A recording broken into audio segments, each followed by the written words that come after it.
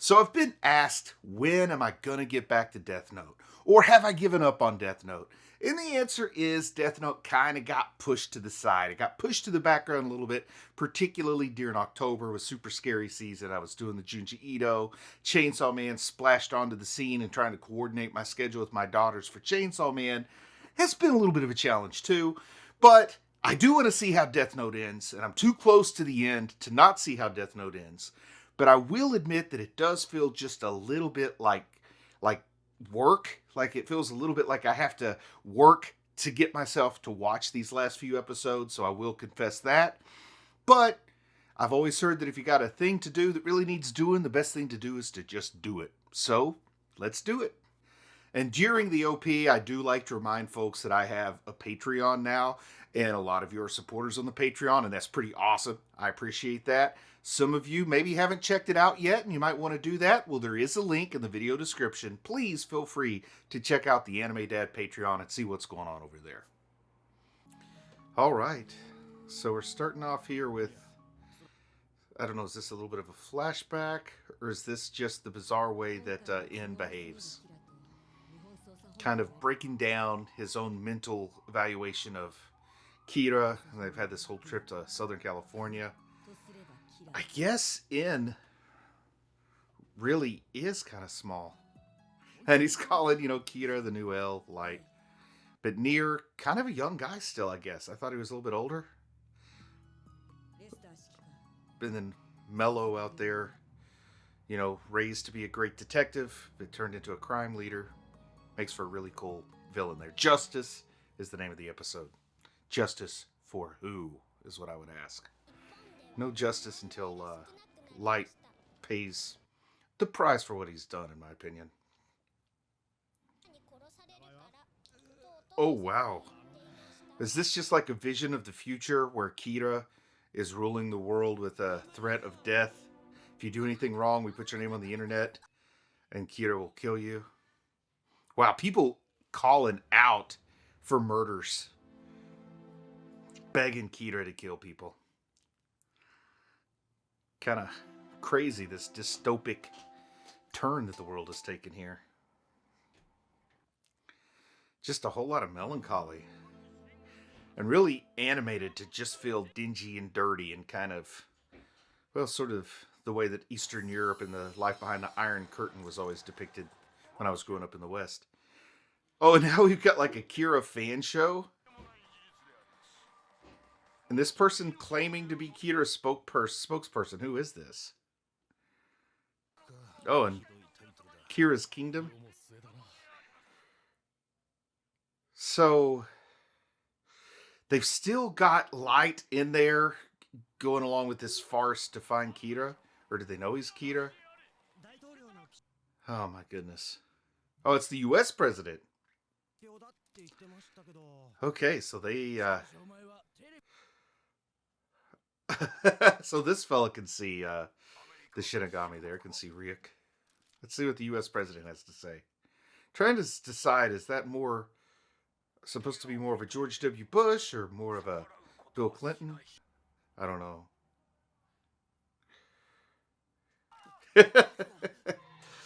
He's loving it. Oh, he's loving it. He's acting to be upset. So happy to get the U.S. to step in line with the Kira Kingdom. This is getting out of hand.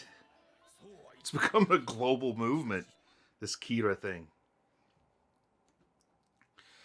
Oh man, and they're really like getting you to think a little bit, because they are pointing out of all the things that one could say are good that are happening because of this crime that Kira is doing. But, peace underneath the iron-fisted rule of a fascist, is that really peace? I don't know. Like, if General Zod ruled Earth, there'd be no more wars, but it'd also probably stink.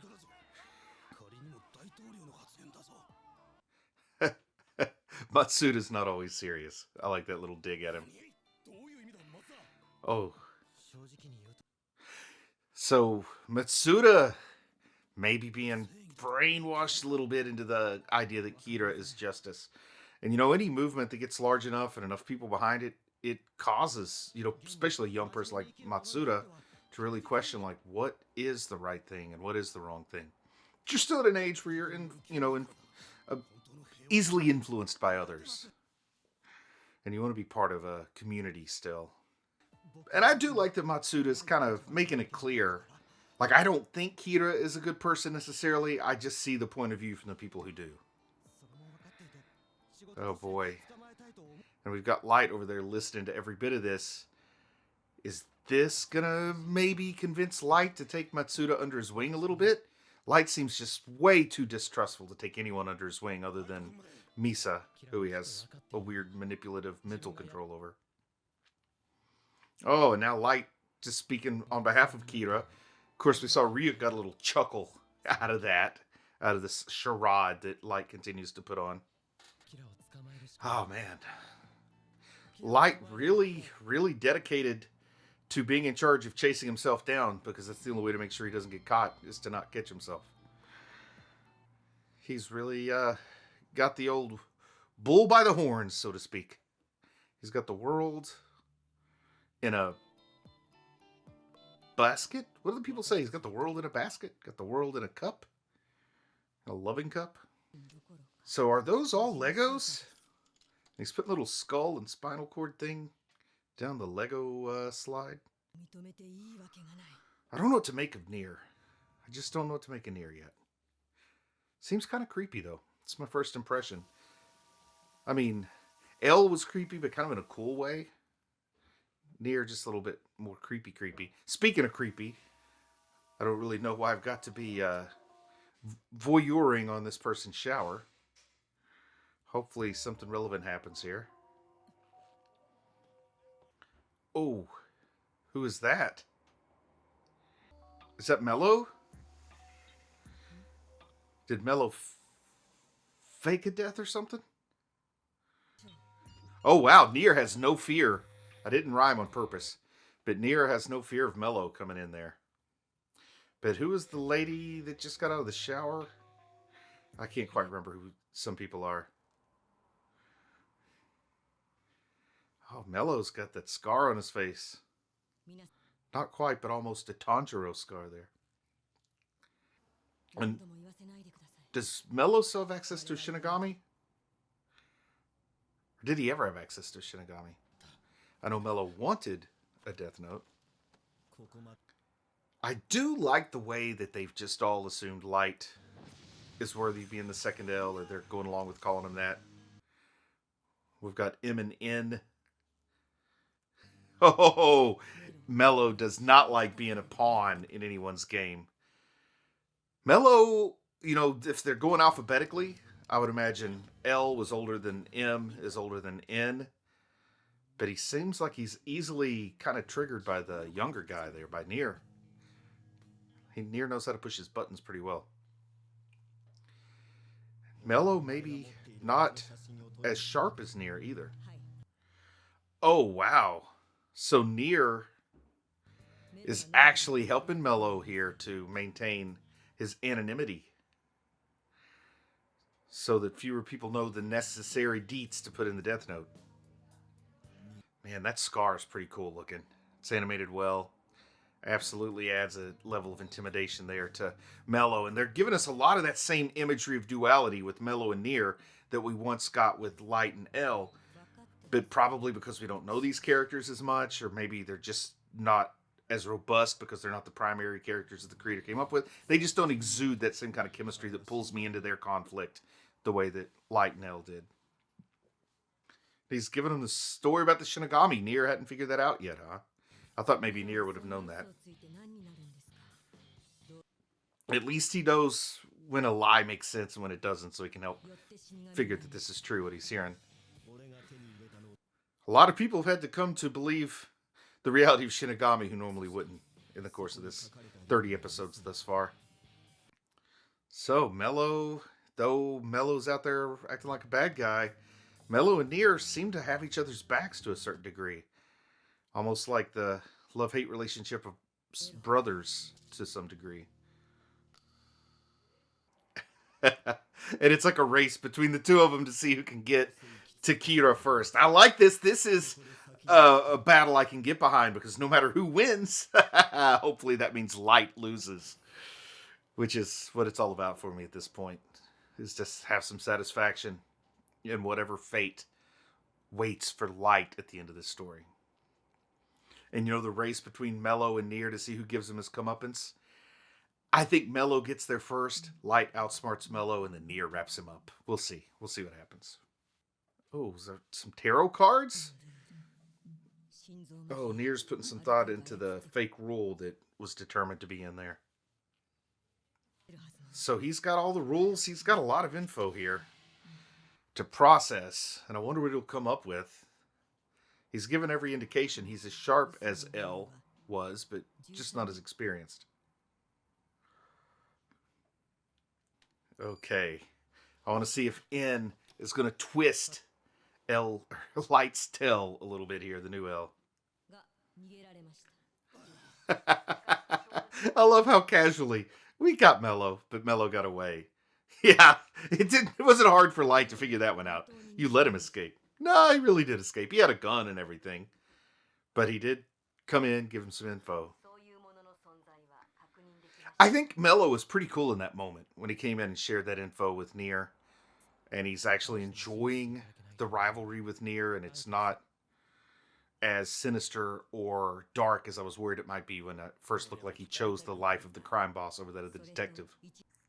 But Nier figured out the fake rule. So how is Light going to play this? This is that toughest thing when you got to play dumb but not too dumb. Because you created it, but you can't let him know that you created it, so you have to act like you figured it out. But if you don't figure it out, then it makes it obvious that you're not figuring it out on purpose.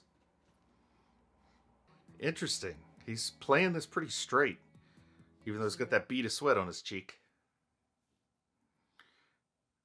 Oh, wow. So, is Ryuk able to lie? Or maybe he's playing some kind of technicality here that I'm not catching on to.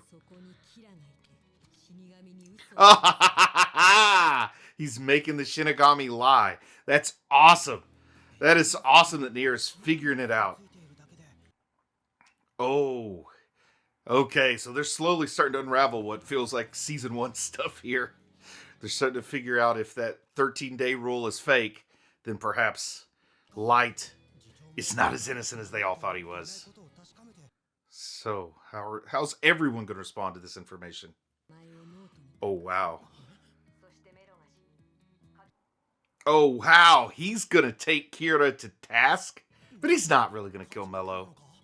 I just don't think he's going to kill Mello. But I do like this competitive nature that these intellectual alphas, I will call them. Please, I apologize if you don't like that terminology, but I don't know what else to call them. But sort of the ego and the competitive nature in these rivalries that form. Pretty intriguing, pretty amazing. Seems believable to a level, though I wouldn't really know. In circles of world-leading intellects.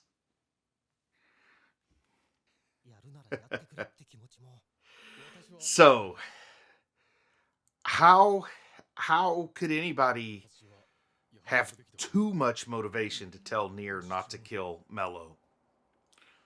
Other than just knowing that this is a game. I mean, Light's going to be able to figure out that Nier's playing a game.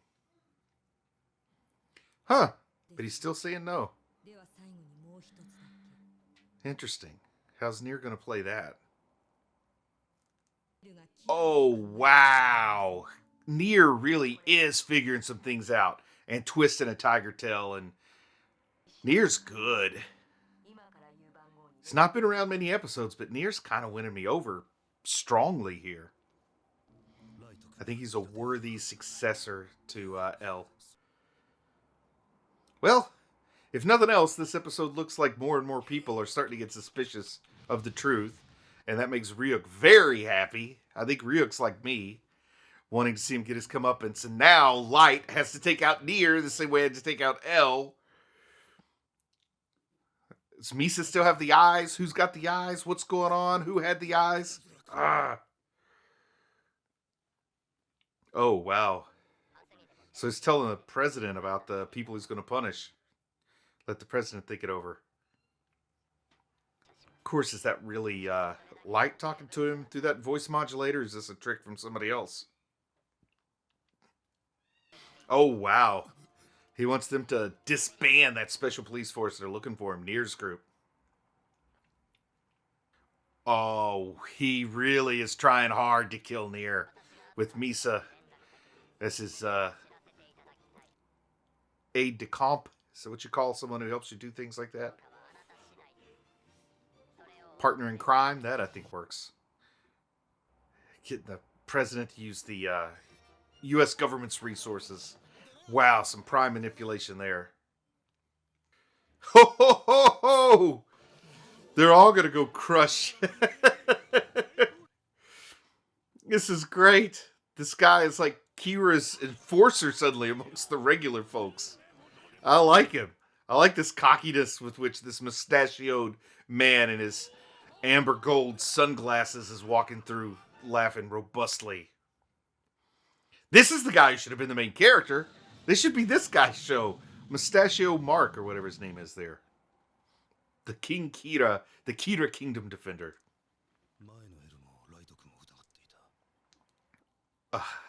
Now everybody's really, they've got this fear now. They're like, okay, so maybe we were tricked, but it's too late to do anything about it now because he can kill all of us if we try to pursue him or interfere if he really is Kira, which we don't know for sure that he is, but he just might be, which we all know he is. Oh, and this guy thinks L was creepy. All right. So what is going on here? Is he in there like spying on him? Drinking his tea? Listening through the door? Is he going to let them know that he knows what they were talking about? I mean, they can't be dumb enough to think that their voices don't carry. Voices do, in fact, carry.